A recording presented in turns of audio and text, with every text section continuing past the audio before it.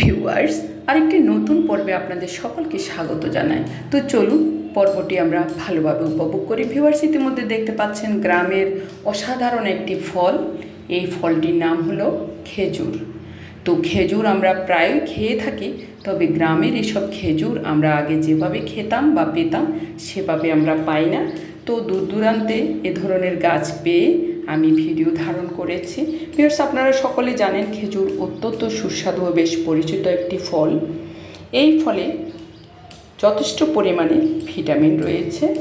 খেজুর ফলকে চিনির বিকল্প হিসাবে ধরা হয়। খেজুর শক্তির একটি ভালো উৎস, তাই খেজুর খাওয়ার সঙ্গে সঙ্গে শরীরের ক্লান্তি ভাব দূর হয়ে যায়। খেজুরে আছে প্রচুর পরিমাণে ভিটামিন বি, যা মস্তিষ্কের জন্য অত্যন্ত কার্যকরী। এতে আছে ক্যালোরি, ক্যালসিয়াম, ফাইবার, প্রোটিন ও অন্যান্য উপাদান। তো ধন্যবাদ সকলকে।